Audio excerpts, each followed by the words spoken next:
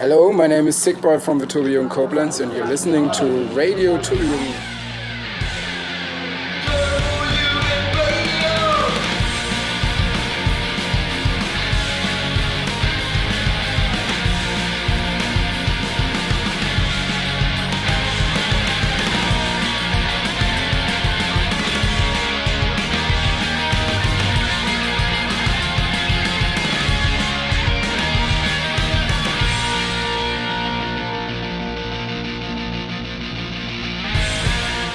Tourbillon Radio, episode number 11. Hello everybody, Chubester here from his Denim Cave in Cologne, in the middle of Germany, in the gay capital of Europe. Big weekend for us in Europe here, since Conchita Wurst, the Austrian, is it a drag queen? Well, at least a cross-dresser or a transvestite with a beard, won the European song contest for Austria, my home country. So congratulations on Conchita, and if you're listening to that radio show, give me a call and I will make you a hamburger and everything else we'll see. But unfortunately Conchita Wurst has better things to do and is not talking to us on the Tourbillon Radio. However, we are having quite a good list of guests on this month's episode. We will be going to faraway places. We'll be going to Lima in Peru, and we will be talking to Katie Martinez about Tourbillon in Peru in our worldwide segment of the podcast.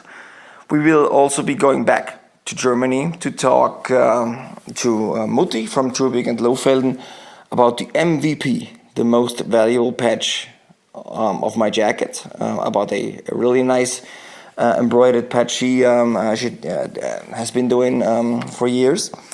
And we will be going into the middle of nowhere, meaning Fort McMurray in far away and distant Canada, and we will be discussing tourbillons in the middle of nowhere, the perils and the problems and the chances of tourbillons far out there on this planet. At the end of the podcast, Engel will take his beautiful wings and fly over the ocean into the city of angels to talk to the Prince of the Barrio on a Tourbillon update about the changing of the guards in LA. So yeah, glue your ears to the speakers, sit down and relax. Keep your pants closed this week, but still enjoy this episode of Tourbillon Radio. The Tourbillon discussion forum returns. As I'm raising the question, tourbillons in the middle of nowhere, tourbillons in remote places, and on the other side of the world, as I might say, is a fine gentleman from Tourbillon Fort McMurray. Say hello to the audience. Good afternoon, or morning for me, night for you. Hello. So you're really in. Maybe you can explain the audience. Your warrior name is probably of interest, and you are seemingly living at the end of the world, is that right? That's kind of how we refer to it. My name is Nick HTK, president of Tourbillon Fort McMurray. We're pretty far north in Canada. We're somewhat central. We're a mining community involved in a lot of oil exploration up here. It's sort of like a Canadian version of Spitsbergen. Spitsbergen in Norway, that is. Spitsbergen being the northernmost, I think the northernmost city of Europe, right? At least that's how I got to know Spitsbergen in Norway. So are you you're working in the oil industry, and is the city of Fort McMurray, is it how much north is it compared to Spitsbergen? Is it even farther north or approximately the same place? No. We're at a subarctic. We're further south, but because of the geography and the weather patterns in northern Canada, we get these Arctic conditions. Even though we're not as far north, we don't have the Atlantic Ocean to keep us warm. It's a population of about 70,000, but at any time there's about 1/5 of those people are not here. So it sounds like a large town, but with one road in, one road out, a tic-tac airport. And we're about 6 to 8 hours away from from the next sizable community where you could pick up, everything you need. Next city. Okay, so how often do you go? What would be the city where you would go? What would be the next biggest city? Edmonton, directly south, Edmonton, Alberta. And then if you hit the car, how far is that again? 6 to 8 hours. Oh my God, so that's way up north. And okay, so I suppose you have like your own infrastructure there in that small city. And I'm just wondering that. I mean, is it a small city? It's 70,000, right? Mm-hmm. So that doesn't sound really small. And how come the city of Fort McMurray got so big and grew so big? Well, basically with the oil boom back in the 2005 to 2008, really grew the city.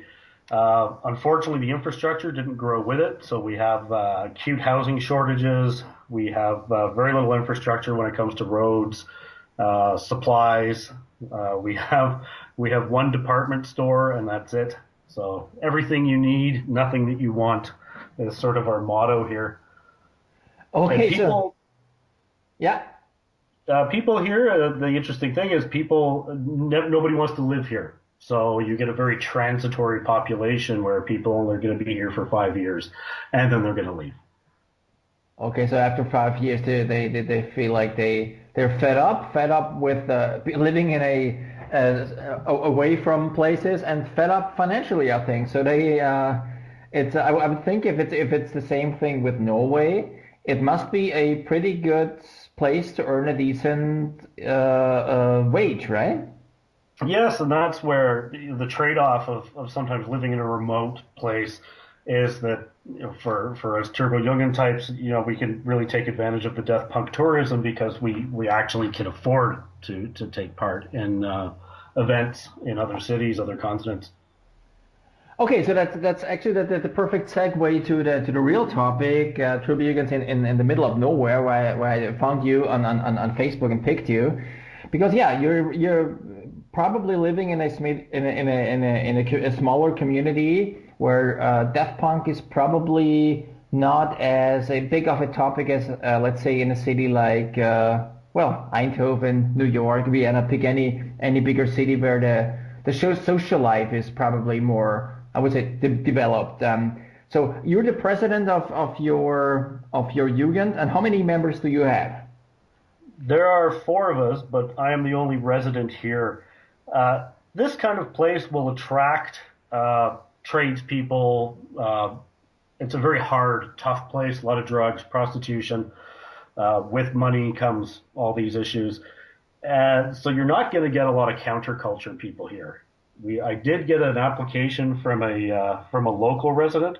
I checked out his profile on Facebook. I have to say, I harbor this deep suspicion he was a cop. And it was kind of strange. He didn't really seem to have any opinion or any idea of anything, so we let that one go. So you thought it was just a cop checking if you were like doing legal stuff in Fort McMurray? Yeah, because we have such crime issues and drug cartels muscling in, so to speak, Hell's Angels, things like that. The RCMP here are very, very attentive to things like that, clubs, organizations that they don't understand. Why is that? Why is that? I mean, it's drifting away from the Turbo Jugend topic, but still, why is that in remote cities like Fort McMurray? I mean, with at least 70,000 people living there, why should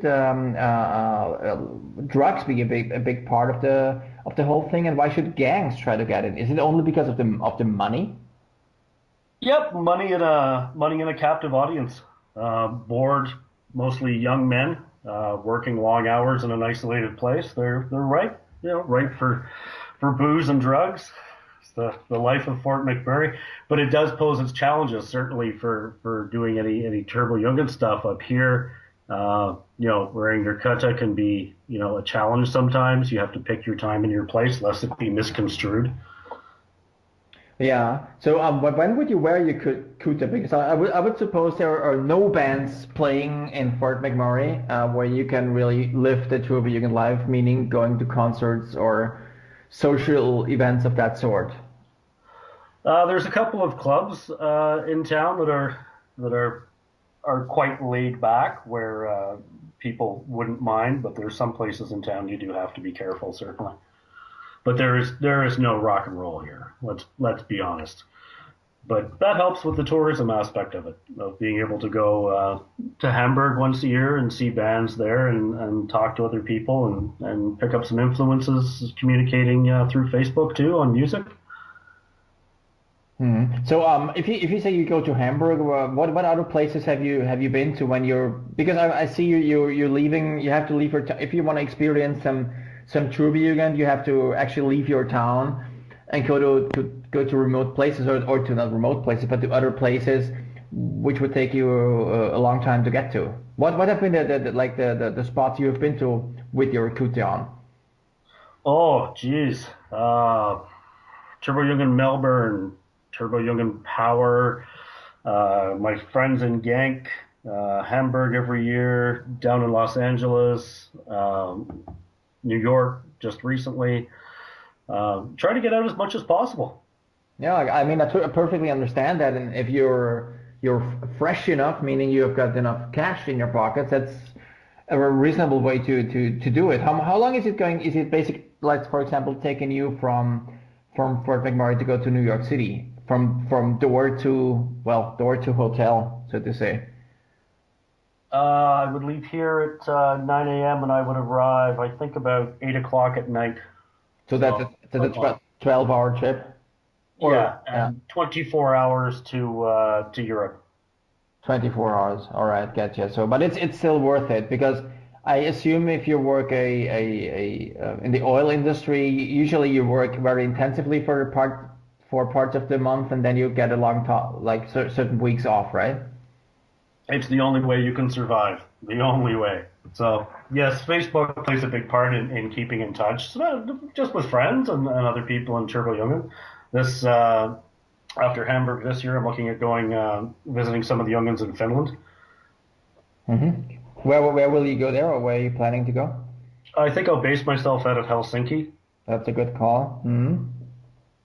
Yeah, but okay. I mean, I totally understand that you're escaping Fort McMurray to do stuff. But thinking about it like more of a general discussion, as you pointed out, it's kind of hard to get people sharing that interest, and that actually must be valid for other cities in the middle of nowhere, or at least far away from civilization, so to say. I was just thinking, could there be, because you were just describing that it's kind of hard to get people to join a Jugend because of the lack of people basically living there, and the lack of a sufficient amount of people sharing your same interest. I mean, 70,000 is more than 2,000, but because there are also small villages out there with maybe 2,000 or 3,000, which must be even harder. But I'm just thinking that, could it be just the opposite? Could there also be, do you think, the opposite effect, that since the subculture as such in a smaller city, in a remote city, is not developed really well, that people are actually dying for living their dream or their wish to experience subculture? And could there be the aspect that since there's only very few possibilities to mingle in that subculture, could that be an argument that Tourbillon actually is one of the few like magnets for people like that? I think so, most definitely. I think in Canadian culture, if you have aspirations, dreams, and have any kind of counterculture feelings within you, you're going to leave your small town and you're going to go to the bigger cities. There's not a lot to keep you in these small towns. Yeah. Do you think if you're like in Fort McMurray and some like a hip hop guy, or a gothic person, or a waver, or a skinhead, or a regular punk rocker, do you think that since there's not much of a subculture happening in the city, that they would be, even though it's not perfectly their music, they would be attracted to Tourbillon because it's such a institution of a subcultural world? That's a tough one to answer. The impact of Turbo Negro in Canada was somewhat regional, primarily the big cities. Somewhere like here would be very difficult. I think in some cities such as Ottawa, Montreal, Vancouver, it's a much more recognizable thing. A lot of the people who live in Fort McMurray who have moved here to work are originally from small towns, so it's very limiting. But I always kind of check my membership list or in emails to see if anyone has shown any interest locally. Certainly. Yeah, but have you experienced anybody walking up to you and wanting to join the Jugend, except for the cop? No, I actually never met the cop face to face. They weren't interested in that. Just getting a lot more information.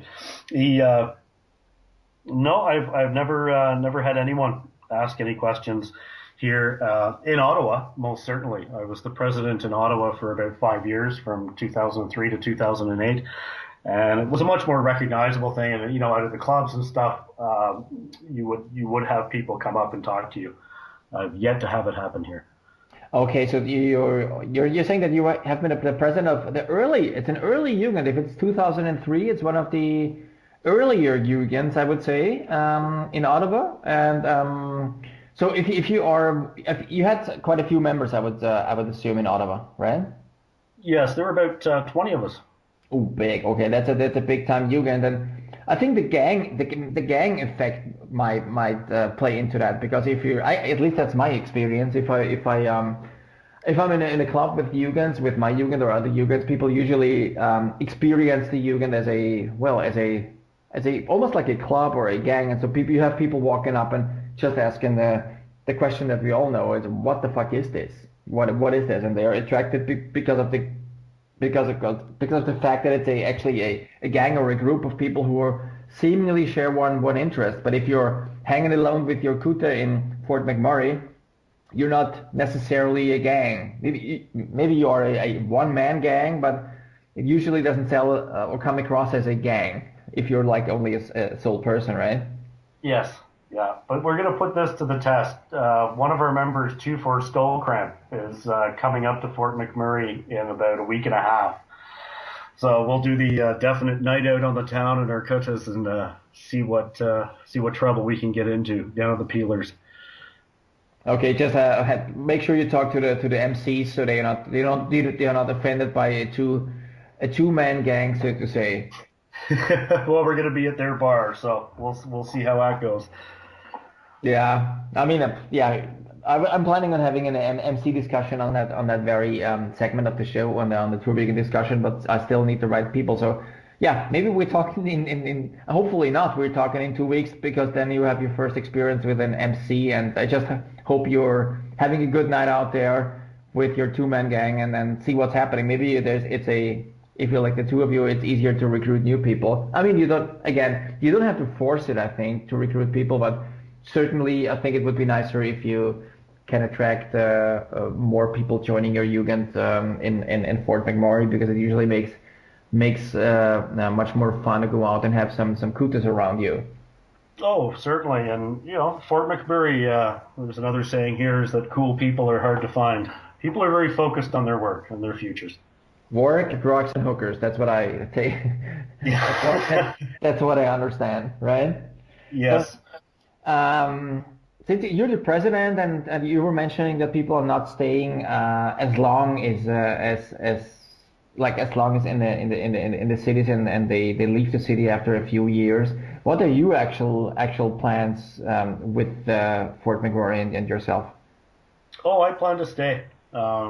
I kind of like the lifestyle. I like to travel. The only drawback with the traveling is that when I travel, I tend to go further afield, whereas there's some great members in the province I live in, about 12 hours away, down in the southern part of Alberta, eastern British Columbia, over in the next province in Saskatchewan. I'd love to actually put some of the big trips on hold and go spend some time with them, with Bridge City, River City, Deathbridge.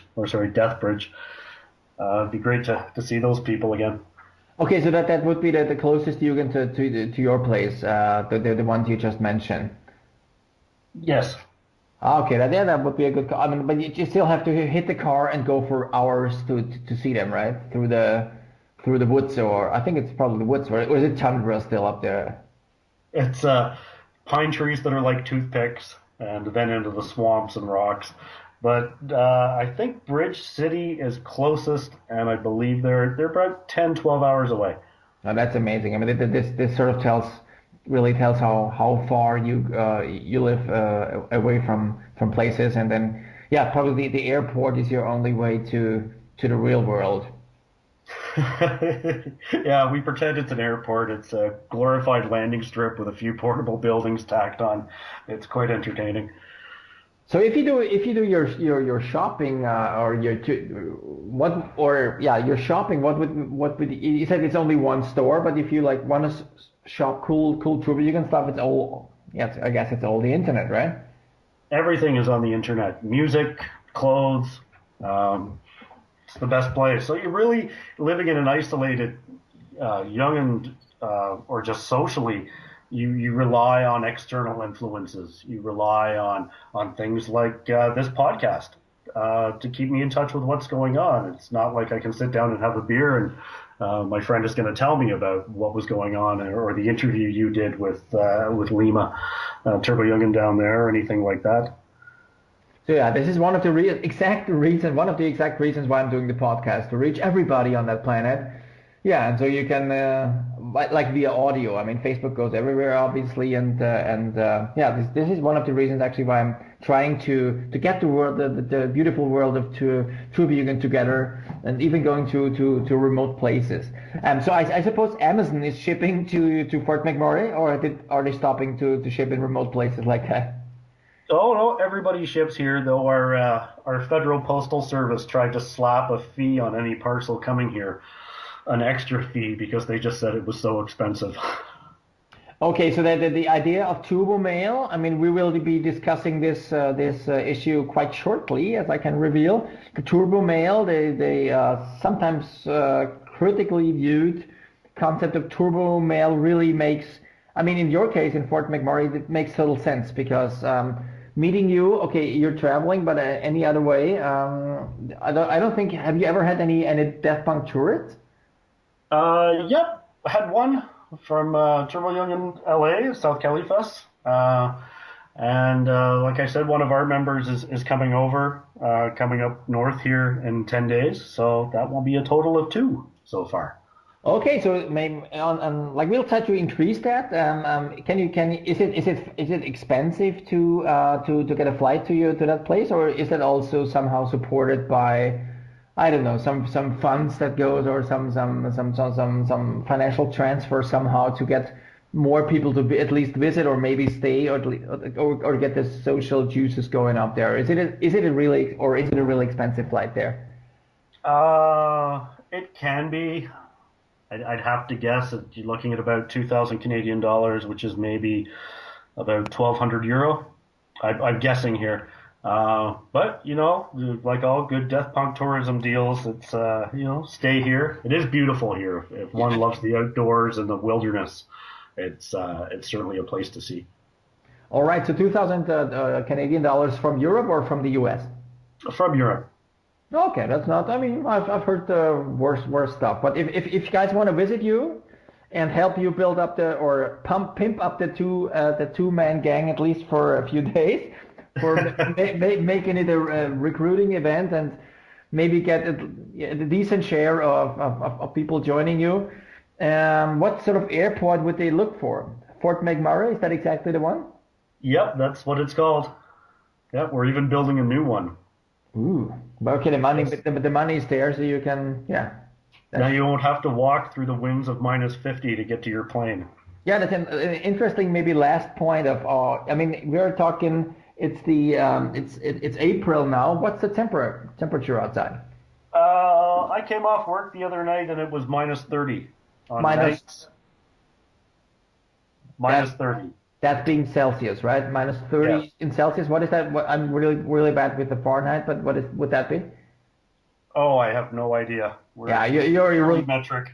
You're a real Canadian. I like that. So And then During the day, it's a lot warmer right now because it's spring, so I think it might be near zero right now. Oh, that's not bad. But still, minus 30 degrees is also okay.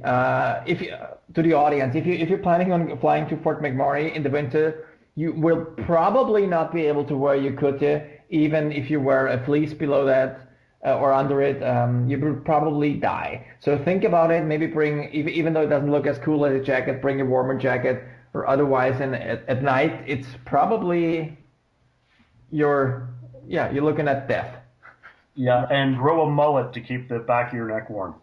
A mullet always helps. Yeah, it helps with drugs probably because people will recognize you and offer you the drugs.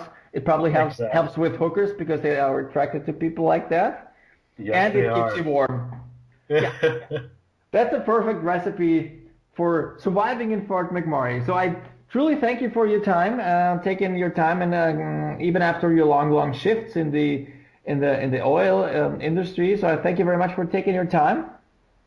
Well, thank you for doing the podcast. It's great to listen to.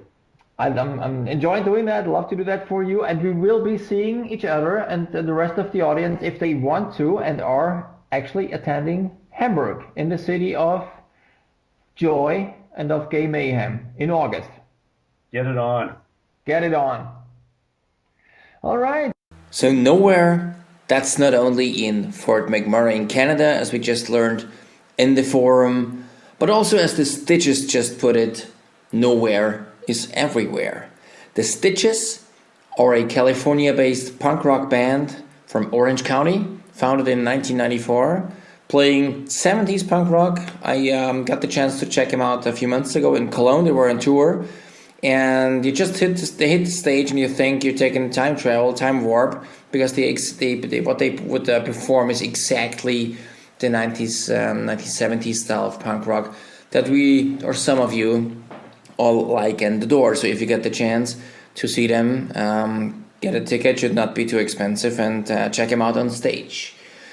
Talking about stitching, as you guys know, we have a segment on the podcast. It's called the MVP, the most valuable patch of my jacket. And while we're stitching our patches on our jacket, while we listen to the podcast, I got the chance to talk to Mutti from Tübingen Lohfelden, close to Kassel in the middle of Germany, as she talks about her most valuable patch of my jacket. MVP. We are having a heart attack. We're in Kassel at the Kassel Heart Attack Tübingen annual party, and with me at this time is Mutti from Tübingen Lohfelden. Right. Right, from Lohfelden, and the MVP is on her jacket. And the maybe Mutti, you can say hello to the audience, and then we get into the details of the patch. Hello, audience. Nice to hear you. No, you hear me. Yeah, just vice versa.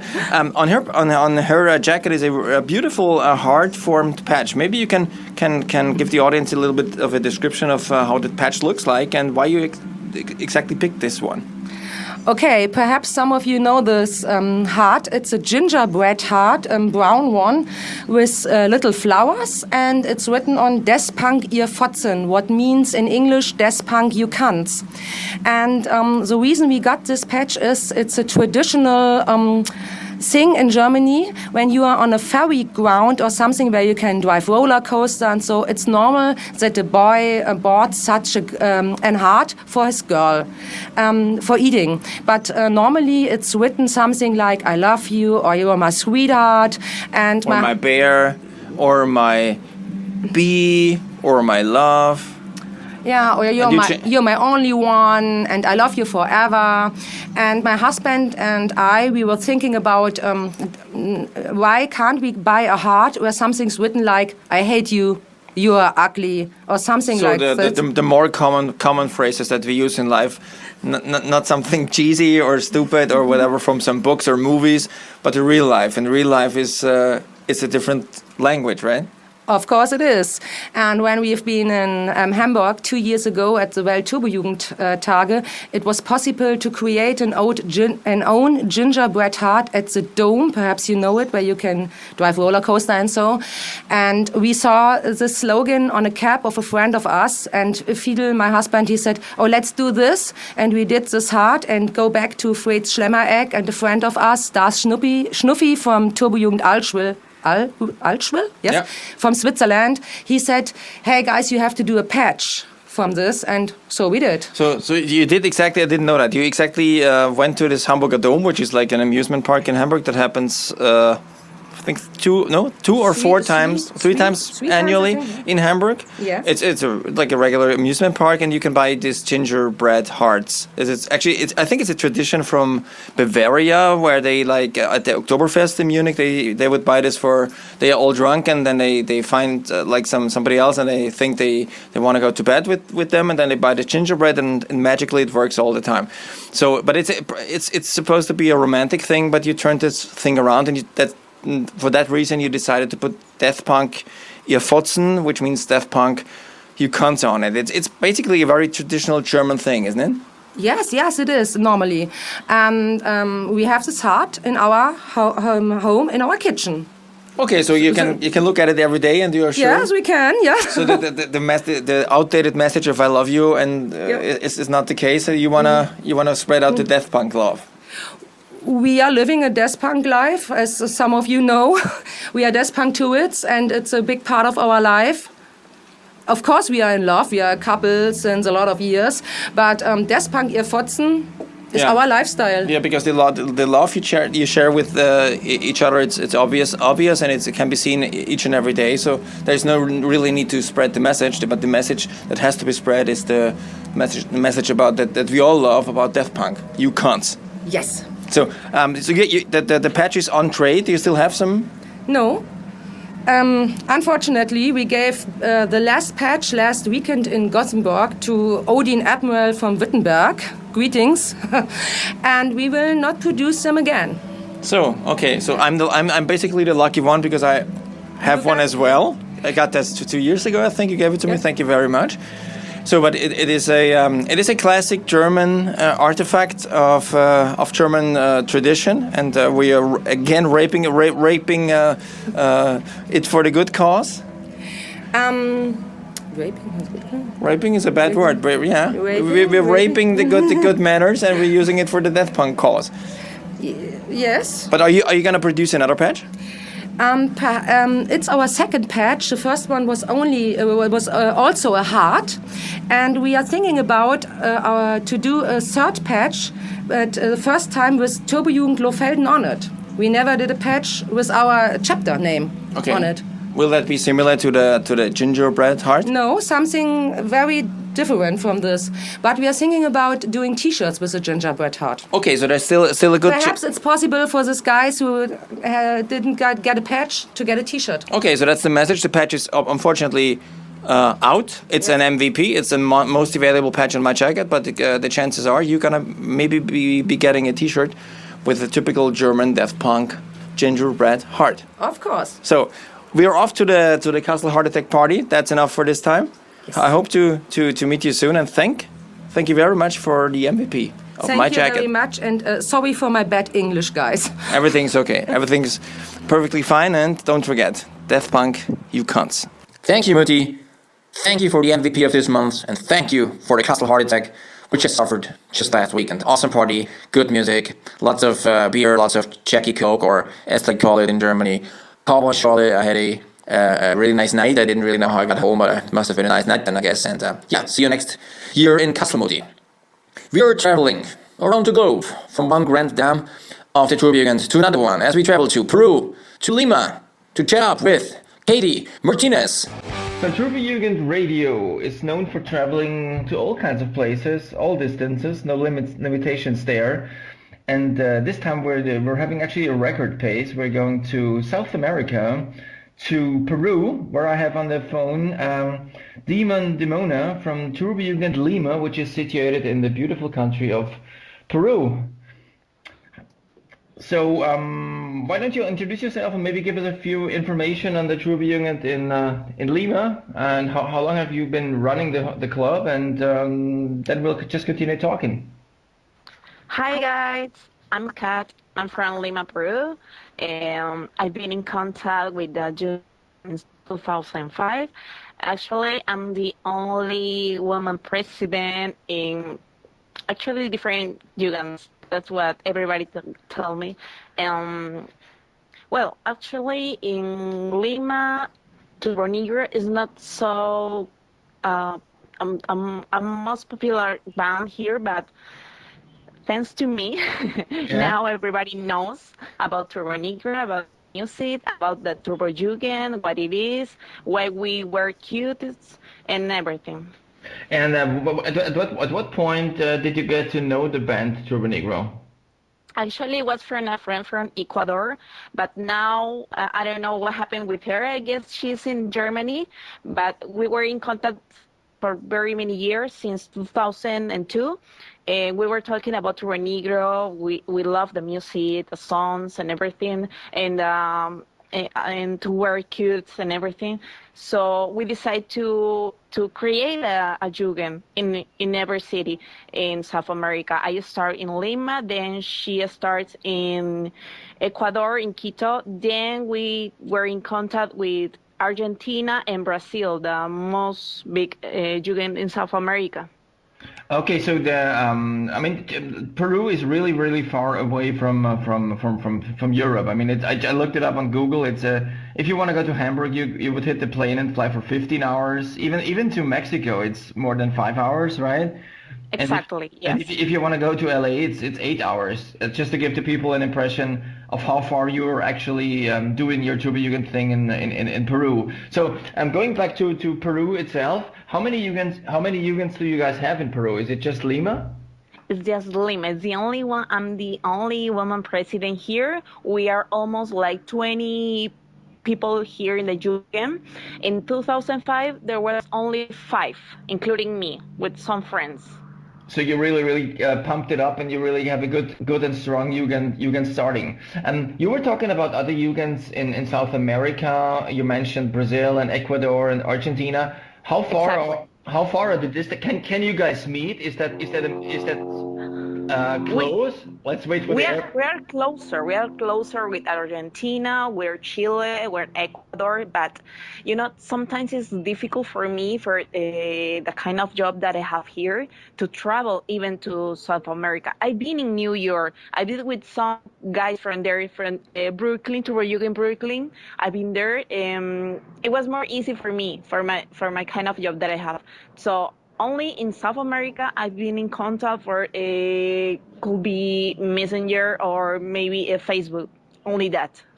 So if you would travel to Argentina or to Ecuador or to Brazil, how far would you have to go? For Argentina, I guess it's only 4 hours, and in Chile it's almost the same. And for Chile, so it's like only 4 to 5 hours into South America if you want to travel to another country here. Okay, so that's not too bad, but still, if you compare it to Europe, I mean, if you fly within Europe for 4 hours, you can fly all across Europe, basically, Exactly. and hit like 17 countries, uh, in the within 4 hours. So, what would you say is from the musical point of view? You mentioned it before that Turbonegro is not really a popular and much known band in Peru. Um, Exactly. what sort of music or what sort of musical culture can people expect in Peru? Okay, basically, you have chicha music here. It's not so common, but if you have the time and the pleasure to be here, maybe you can hear some of our music. So, yes, we have also punk music. I don't know if you heard the Psychos. The Psychos is considered now the first punk rock band from South America. It's very, very popular. Now most of the people know about the Psychos and the music. So we have chicha music that is the popular and the culture music here. Is it called the Cycles? Is this a band from Peru or from another No, country? it's from Peru. It's from the 70s. It's a punk rock band. Okay, but they still exist? Still now, some of them, because they are very old now, it's from the Yes. 70s. But yeah, they're still playing some music and some festivals, but small festivals. So I would think that as you mentioned that most of the people in Peru do not know Turbo Negro. Turbo Negro has never ever played in your country. That's On the radios, not so often. Even if I call to some station radios and I ask for the music, they can play the music, but no, it's not so common. okay. But have you but live? Is there any chance that the band Turbo Negro will ever go on a South American tour? I'm dying for them to come here.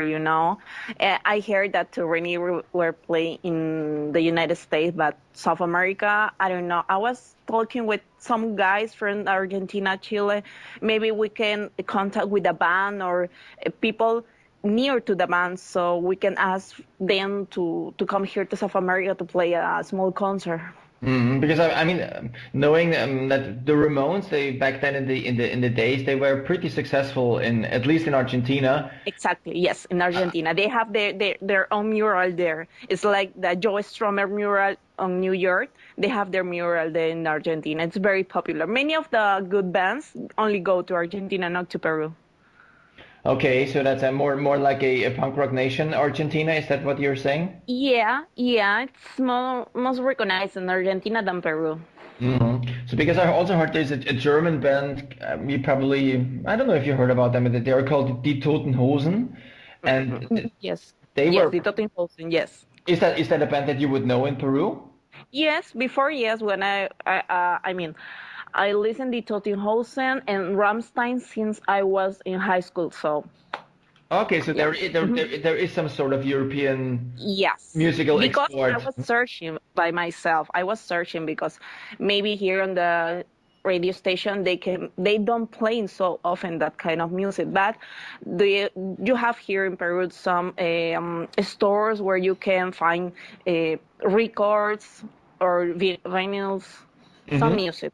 So there's always access to Exactly. this type of music. Yes. Just Exactly. going back to the Turbojugend of Lima, you being 20 people, I would suppose you have regular meetings and Yes. you go out Exactly. together. Yes, because most of the guys in the tour in Lima, they have bands, so they play tribute to Turbo Negro and their own music as well. So probably for the month we have like 2 meetings because they have concerts. So we get together, we play some music, we drink some beers as well. Of course. And so is it do they have Turbo Negro cover bands as well, or are they Not just mixing not Turbo only Negro a songs? band. They mix some music, but it's not only a band. We have like now 4 bands in the Turbo in Lima, so all of them they play the Turbo Negro music, but it's not only one band. Yeah, so they mix the Turbo Negro songs in within the whole repertoire, and so you guys, Yes. at least Yes. with your cover bands, you get your share of the Yes. Turbo Negro music. Have you ever seen Turbo Negro play? No, and I'm dying to see them. Yeah. I'm dying. That's my I don't know, my proposal to this year. I don't know, to listen to Turbo Negro. Where would you go? I mean, I know that they're setting up a set of concerts in Europe for this summer. Or would you plan to go to see them in Europe, or would you rather prefer, which is easier for you, I guess, to fly to in the United States? Could be in the United States, but I guess for the next year I can go to Europe. I was trying to get a chance in my job to ask for a month off, but I guess that will be the next year. But I guess this year could be in the United States, but I don't know yet.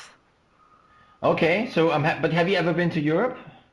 Yes, in Europe, in France, Italy, some of the countries, because previously I was working in a cruise line. So, cruise lines goes everywhere.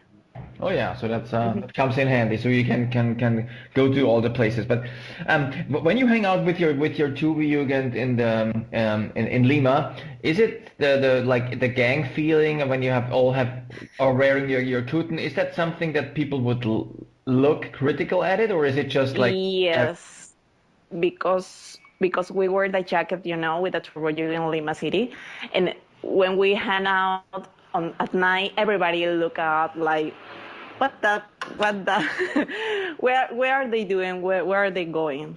Only that, but we are not like the bad gang doing bad stuff on the streets. We are only hang out, just laughing a lot, talking. Only when we go to the bar, it's our place because it's Yeah. a friend's bar, so it's for us only. So you invade the whole bar. Yes. Where is that bar and what was it called? What's it called? It's in the center of Lima. The center of Lima is very it's like the streets of Europe. It's very, very nice at night. Not so quiet because you have people who listen metal music, punk music. It's really a mix. So And it's a bar that doesn't have a name. does not have a name? Exactly. Okay, so if people are out there listening, if you go to Peru and to Lima, you have to call Katie because she will take you to that place and probably also take you through Salem with you. Is it possible? Because I've heard that some countries do, or people living in some other countries, or the attitude toward homosexuals is not really the best one, or not the acceptance of homosexuality is not always given. What is it like in Peru? If I would like walk up in the street being a guy and putting on some serious makeup, would that be a problem?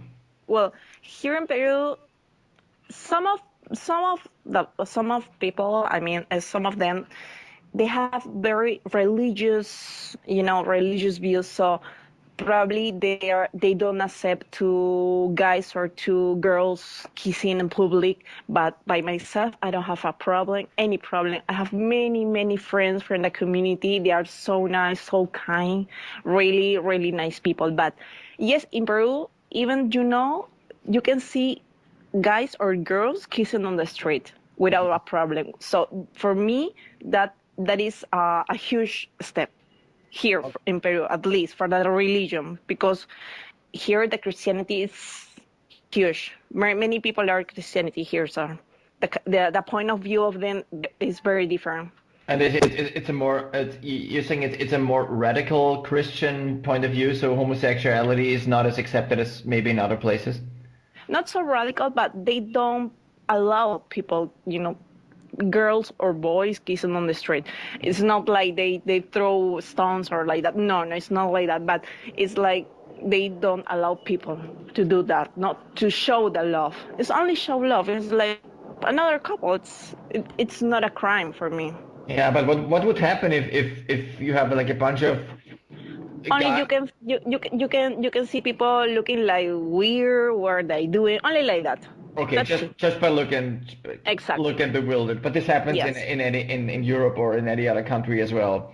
Yeah, I know. If you go through Texas or through Russia with your eyes in the back pocket of another guy, meaning a guy and a guy, you will have at least get the same looks. In Russia, you will probably get your teeth kicked. Yes, Yeah. I heard about Russia. Even you can die there. It's very dangerous.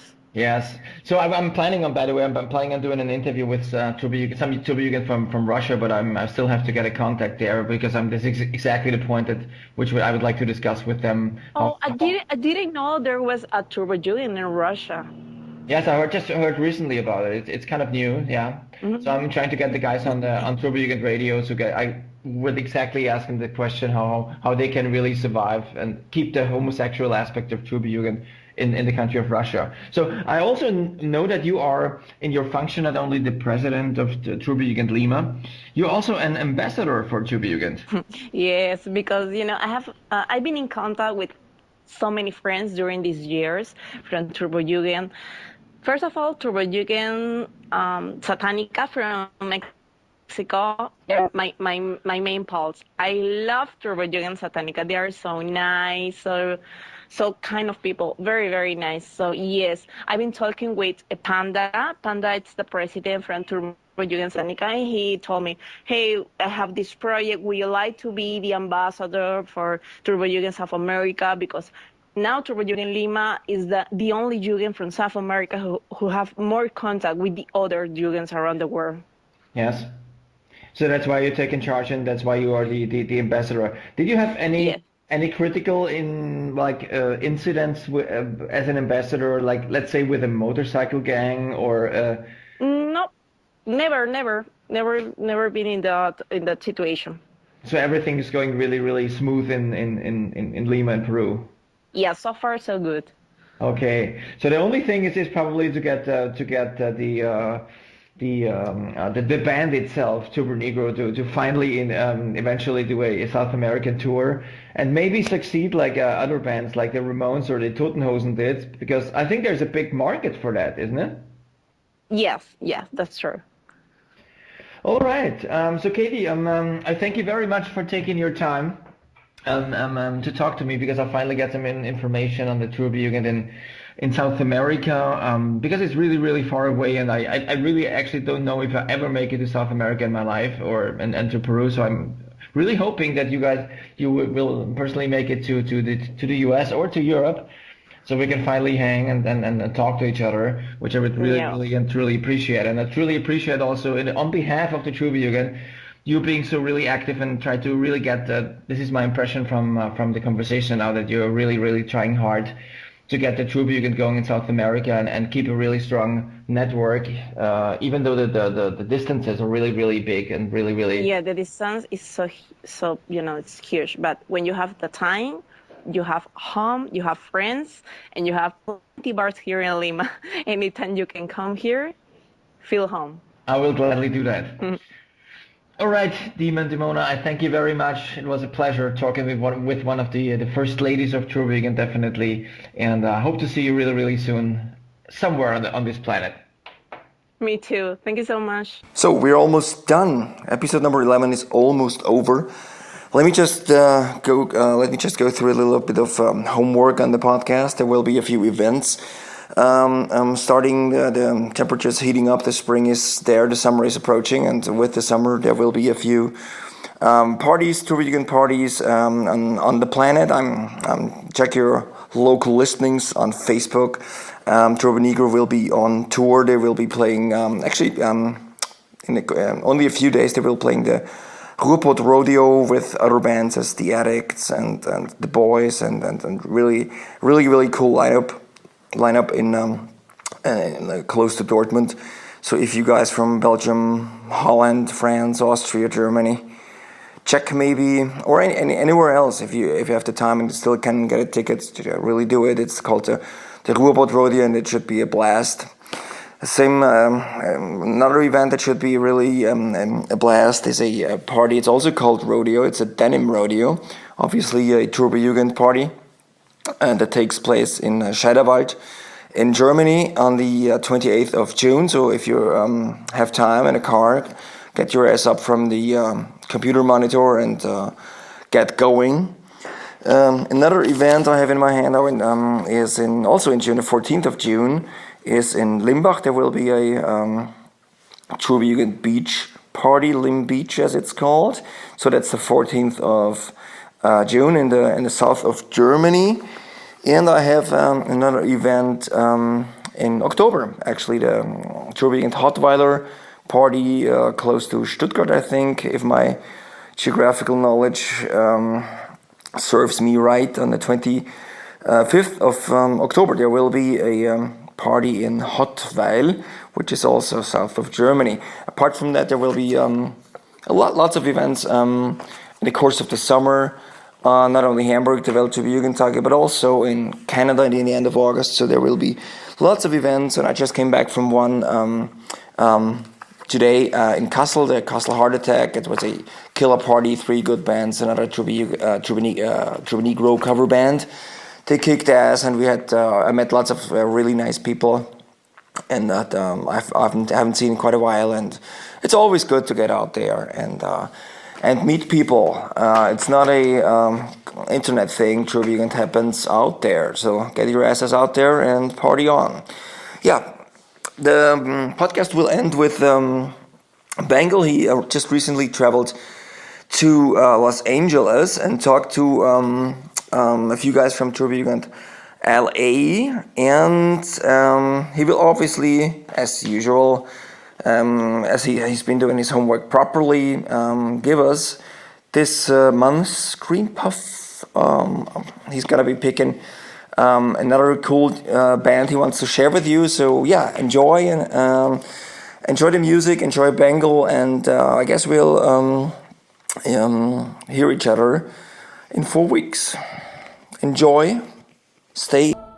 In April, I had a week off of family business, and I flew to the music capital of Los Angeles. I saw Motorhead, which was epic. I saw about 1,000 guitars in various stores, and I met my dear friends of Tuve Jugend Los Angeles. We all know Big Al, with whom I recorded the lyrics of a new cover song I made for the Jugend. I will post this song pretty soon. But it was not Big Al who led Los Angeles brothers and sisters. It was a lady, Daria Darkness.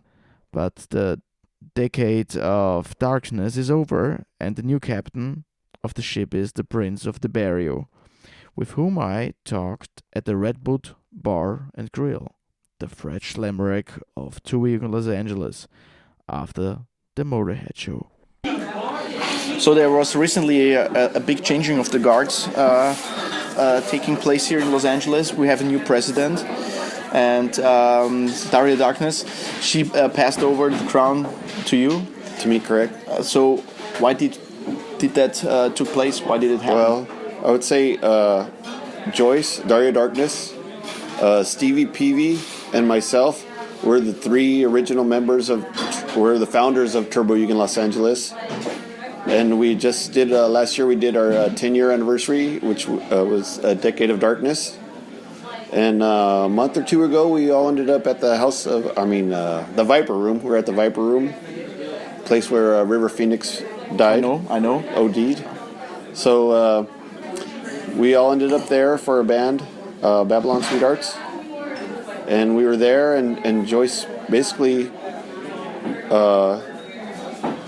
decided that that was a good opportunity for her to step down as president and pass it on to another original member. And I was a little surprised, but also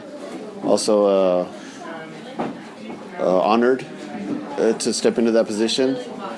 And I think that she just felt that 10 years, a decade of darkness, was a long enough term to keep it as a presidency instead of becoming a dictatorship. No, I don't know if that's true or not. But Daria Darkness is still a member of Turbo Jugend Los Angeles and will always be a member of Turbo Jugend Los Angeles. And I think she just decided that it was time to pass it on to another original member. And I've always been very active in all the goings-on, so I guess she figured out it was a logical choice. So 10 years of darkness are over right now. So what is your plan? Well, I do love darkness. So it's the decade of darkness. Decade of darkness 2.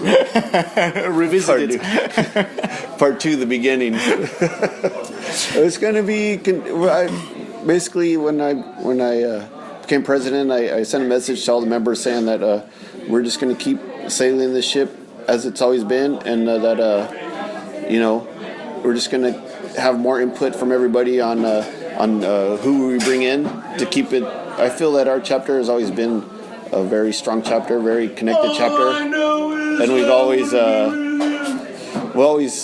found the right people to bring in, and that's something that I think has kept us going. And that was kind of my goal, just to keep it going. I don't know.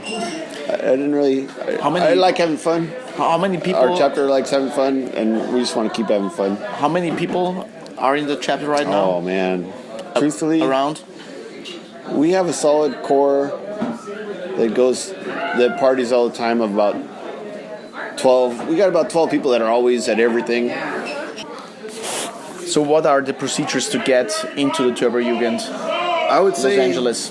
Turbo Los Angeles, I would like to describe us as loose as fuck. We're a very loose chapter. Basically, it's pretty simple to get into our chapter. It's we post all our events on our Facebook page and follow us on Facebook.